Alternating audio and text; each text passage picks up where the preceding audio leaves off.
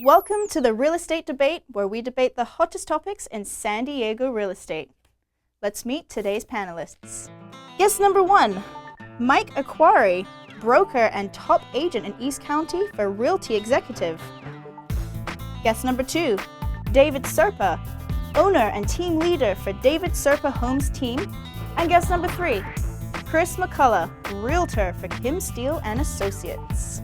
And now your host, Derek Evans. All right, fellas, welcome to the Real Estate Debate Thanks. for television. Great to have you all here. Thank you. Especially David, first time here. Especially me. Mike, first time here. Chris is an old grizzly veteran. He was born for this stuff. So it's great to have you guys here for the first time. Thank you. So just the fellas today, talking about the hottest topics in San Diego real estate. We got 2 topics on the table, one for buyers, one for sellers. Sure. We'll ask whether you agree or disagree with the statement that I give you, and then tell us why. All right, so let's jump right in. Topic number 1. If interest rates go up in December, as many people expect, a lot of chirping going on about interest rates going up in December, this will cause property values to go down. Therefore, I should sell my house now before it loses value. Chris. I 100% disagree. Well, and it's a hard one because it really depends, in my opinion, on where the person stands at that moment. But I disagree. In fact, I remember last December, interest rates, they're going to go up. They went down. I think it's going to happen again. I think interest rates are going to go below 3%. Really? But I do. I deeply do. And I've done a lot of research. I don't think we have enough time on this episode to talk about that, but I think they're actually going to go down. But let's say they did. Let's say interest rates did go up. And would it really drive the housing market prices down? What we have here is an inventory issue in most of the markets throughout San Diego, and I don't think that's going to be the case. And even if it does, I remember when interest rates, when they hit 6%, oh man, I'm going to buy. Yep. Okay, so they go up to 4% or 5%. Is it really that earth-shattering? That's the question. Right. Yeah. I That's the question. don't think it is, and I think it comes down to if somebody wants to sell, they're going to sell. If you want to hold out, I still think we have about a good 2-year run, and you want to gain that appreciation, I'd ride it out. Okay. He says write it out. David, where are you at on this? I tend to disagree with you a little bit here, and I guess that's why it's a good thing that we're on the debate show. But I tell everybody we don't have a crystal ball. Everything is just speculation. And so what we have right now is we're in an election year. And nothing really can affect home prices like consumer confidence. And I think that when you've got 50% of the people talking about leaving the country if their guy doesn't win, and I'm not going to get too political here, but if Hillary Clinton ends up getting elected, I think in the short term, I think that would be good for real estate. Whereas if Donald Trump is elected, maybe in the long term it's good for real estate, but it's bad in the short term. And so I think that that's more something to look at. But that being said, exactly like what you said, interest rates. Everybody was expecting them to go. All these lenders are saying, you have to buy now, because interest rates are going to skyrocket. And what happened? They went up about a blip, and then they plummeted. And then you had the same lenders that were telling people that they had to buy now, refinancing their own homes. Mm-hmm. So interest rates stayed down all year. I don't think that they're going to raise them right before the election. I think that would be catastrophic for the home values. But that being said, I do think it's a good time to sell. I don't think that there's any way to know what the election is going to do to home values. And I do think that interest rates are going to go up in probably January or so of next year. And I don't think that they're going to keep them where they are. But even if they do go up, they have to go up. I mean, honestly, interest rates have to go up. Well, when you look at the GDP and how it's based, they have to go up. We have to prepare for the next recession. And in order to get your way out of a recession, historically they bring interest rates down. And where we are right now, we can't afford to bring interest rates down. But it's not working anymore, and I think that's the thing. They're hoping that by decreasing, it's going to spur the market. And if you looked, the GDP used to be huge when it came to real estate because it touches so many facets. Hasn't spurred it. Still isn't driving people to sell. Yeah. Right? But they still have to reload the gun, though. I mean, the Fed still has to reload the gun. Right. But they got to put those bullets back in the clip. I agree. Yeah. I agree. And they have to adjust the interest rates. The challenge is, right now, they have QE3 that's been injected into the market, which is an artificial stimulant to the market, in order to attribute for all of that extra spending that we've done over the last 13 years. But interest rates being low, that doesn't target home sellers. It targets buyers to buy. And so prices have gone up. Right. Which increases the likelihood that people are going to sell their house because they now have equity. But I guess it's kind of a chicken or the egg conversation. Right. But I think that right now it's a great time to sell. Prices are at a high since 2007. And if you're wondering whether or not you should sell your house, yes, sell your house. Call me up. Let's do it. Mike, let me throw you into the middle of that. Well, if you throw me in, I disagree with both of you guys, because what I say is, like, you know, if you want to sell, there is a demand, sell it now. Sell your home now, because we have a lot of buyers. There is a demand. We have low inventory, shortage on inventory. If you list your home, it's gonna sell within 1 week, 15 days maximum. It won't stay on the market. So I would suggest not to wait until February, where you're gonna have a lot of other home sellers, your neighbors maybe, next to you, selling their home, and now you're gonna have the problem of you have more competition. You know, your neighbors, if he's selling his house and his house better than your house, then, you know, guess Mike, what? The buyer gonna buy his house, not your house. We actually agree. Yeah, now we agree, but I'm gonna disagree in regard the interest rate thing. Yeah. You said the interest rate is gonna go up. Sure. So I say interest rate is, I don't think it's gonna go up soon. Maybe after election, or we don't know, but you know, the rates will be stable for maybe the next year. That's my opinion. Sure. But if somebody wants to sell his home, especially in East County, I have a lot of buyers and investors. Please call me. Yeah, well, I was reading, and you know, Forbes is saying that 73% of people that are market experts are saying that there will be a rate increase in, you know, January, February of this 2017. That's what they said last year. But that's exactly what I was going. That's what they said last year. But does it really matter? I think that's my big thing. It has to go up. It has to go up. I agree with you. It has to go up, because I know it's very low, 3.5, 3.2. It's very low. And drowning, right? Yeah. You know? Because of what happened in Britain when they, you know. And it does. It has to go up. Yeah, I think my thing is, does it yeah. really matter unless it's a significant uptick? I mean, still, 3%, 4%, 5%, 6% is free money. It's free money, when you're buying a house as a buyer over a 20-year, a 30-year, 15-year, however you want to do it. It's free money. It's fantastic to buy at 3%, amazing to buy at 5%, absolutely a home run if it's at 6%. I'll take that any day of the week. I just got a 15-year fixed on my house at 2.75%. Yeah. So I mean, like, it's a great time to buy, because interest rates are so low, inventory is low, but you know, there's going to be a problem in any market. And it's a great time to sell because prices are so high. That's right. But people are so worried about whether or not, you know, our price is going to come down in January, February. Do you want to buy a house? Can you afford it? And I think that at the end of the day, you just got to throw all this other garbage out and think, can I afford it? Do I want to buy? And is it going to be a smarter financial decision for me to buy than it is for me to rent? Over the long term. Over the long term. It's an investment. Yeah. Right. Or you could say it's a hedge. Yeah, it's a hedge. absolutely. Which is technically, I guess, what it really is. It's a hedge. You're hedging your housing costs by saying, I'm going to fix it in at this much. Sure. So I don't have to worry about rents doing this. Yep. But I'll disagree with all three of you. Ooh, let's do it. Yes. Ooh, get fancy. Rates do not have to go up. Okay. I agree. Well, They don't. you agree with him. Yeah. They don't have to go up. We're all getting very confused about who we agree and disagree with. Rates do not have to go up, because mortgage rates are based on the mortgage bond market. Sure. And as long as there's demand for a fixed return, which there is, because banks aren't giving you anything. I mean, there's no place to get a fixed return. Mortgage bonds are the best place for big money to go to get a fixed return. Even if it's only 3%, that's good. If you're playing with a lot of cake, if you got a few $100 million, 3%'s okay. Yep.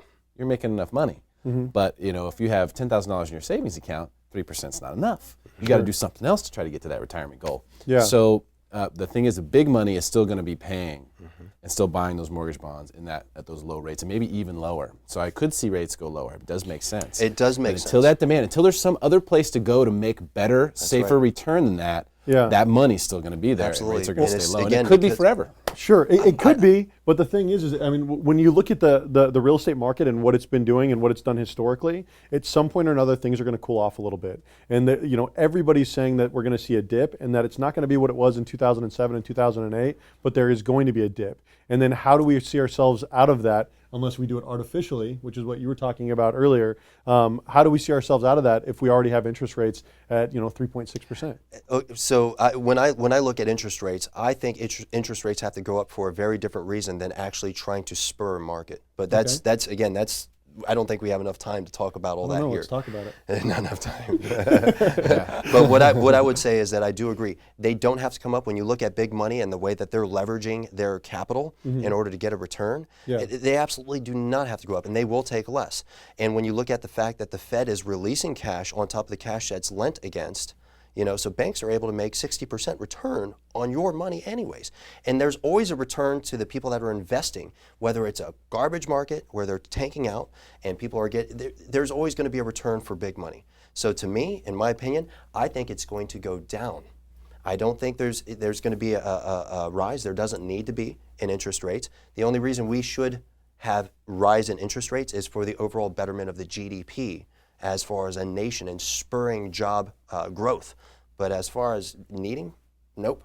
I don't think it needs to be there at all. To answer your question, even if the interest rate goes up next year, what's going to happen? I always, the question is said, if he's going to sell or not. So let him sell now, and that's it. No, I agree with Totally. All right, guys. Great conversation. Let's jump into topic number two. This one's for buyers. If you're a buyer, it's better to wait until the next downturn to buy a home, as prices have just simply gotten too high in San Diego County, and they will have to come down at some point. David, agree or disagree? Well, I think that we're kind of going right back where we were with the last topic that we had talked about. But in my opinion, prices are only going to go up. I think that inventory is low. Inventory has been low for a couple of years now. There's a lot of people that have been waiting to buy for prices to go down, and they've been severely disappointed. So I think that if that's the reason why you're waiting to buy is for prices to come down, you may want to seriously rethink where the market has been trending for the last couple of years. Well, I think that's one of the biggest issues is because people said, well, I'm going to wait.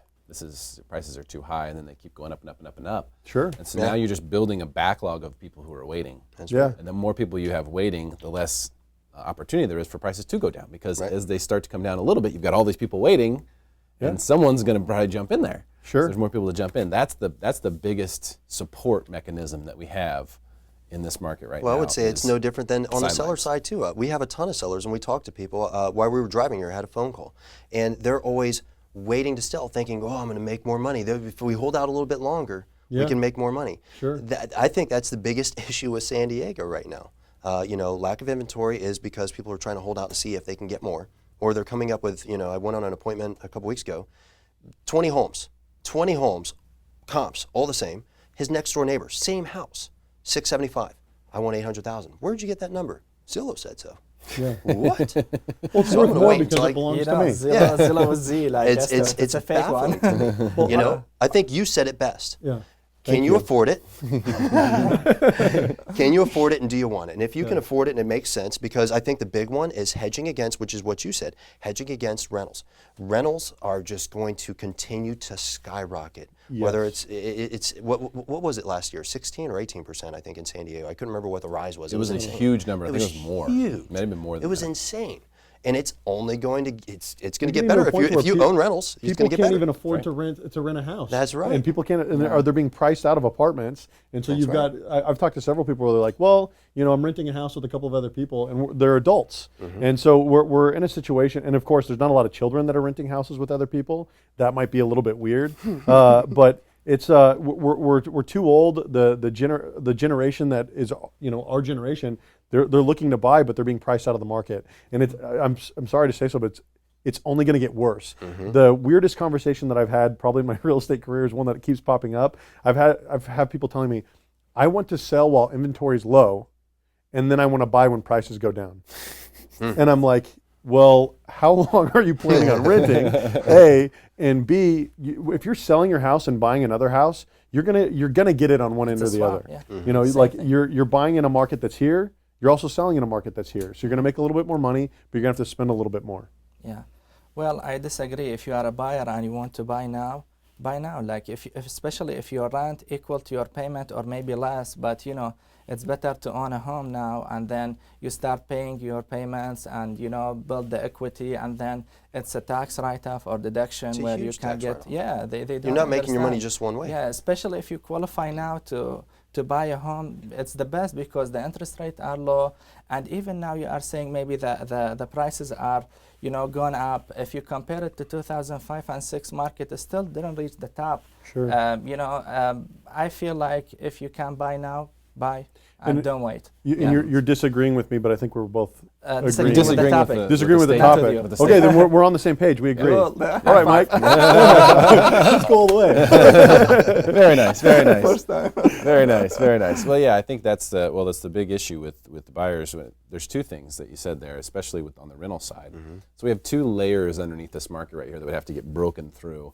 The market in 2007, 2008 was very fragile. There were no layers underneath. Right. Sure. The rental market was a joke. People couldn't give away their homes to rent them to people. I mean, houses were renting for $1,800, brand new, because people had negative amortization payments that they were making on it. That's not here anymore. Right. So you have these two really big layers underneath of pent-up demand, the people who've been waiting, the fence sitters, and then you also have the people who are renters who are paying tons of money Oh yeah. Sure. to every rent, year it and gets rents more. are going up. And every time someone's rent gets raised, it's a trigger. Yep. So every year when you get your new lease and rent went up another $100, that's a trigger for those people to go, sick of this. Yep. Yeah, absolutely. And there's only one way to stop it. Yeah. So you have those two nice layers underneath this marketplace that will probably hold quite a bit of downside action. How much will it hold? I don't know. But it's nice to know that there's a couple layers underneath it. So what do you think is the fix? Because this is something that David and I have talked about a couple times. I personally believe what's really going to adjust the market is spec builders and developers have to come out. And the price points are almost there. I know we're starting to do a lot of development deals and developers coming in. We just listed a property last week, $7.8 million, and it's basically a development land deal. And we have two more right behind that. I think that's really where we need to go to adjust where the market is, to create a natural drop, as a healthy drop in overall pricing and create availability. I believe availability is the only way to fix this. But California won't get out of its own way, because every time they turn around and come up with a new way of juicing developers and builders. Yeah, they Well, do. That's I the read biggest a problem. report That's the key. yesterday, and was talking about how builders' confidence is higher than it's been in the last 7 years, but that it's still much lower than it needs to be. And so when you're looking to buy, look at builders. What are the builders doing? Are the builders building out? Because people look into markets and they say, well, is it a good time to buy? Well, look around. What's being developed? If there are builders building, they don't build houses to have them sit empty. So if you're looking at all the big builders and they're building and they're creating more inventory and they're moving inventory, it's a good time to buy. If they're frozen and they're not building, and you've seen the same tract sitting half developed for the last 6 months, then don't buy. Follow smart money. And that's just one of the rules of thumb, right? Anything else to add, Mike? Well, as we explained in the topics, if you are a seller, you want to sell it now. I know it's the end of the year, but it's the best time to sell because we have low inventory. And if you are a buyer and want to buy, still is the best time to buy because interest rates are low, and if you can afford the loan, then do it. If you qualify, Yeah, if you then qualify. you should buy. Yeah. Fellas, right. fantastic debate. Really appreciate Thank you your very time. Thank much. you so much for coming Absolutely. today. Thank you for having us. Fantastic stuff. Thank you. Thank you.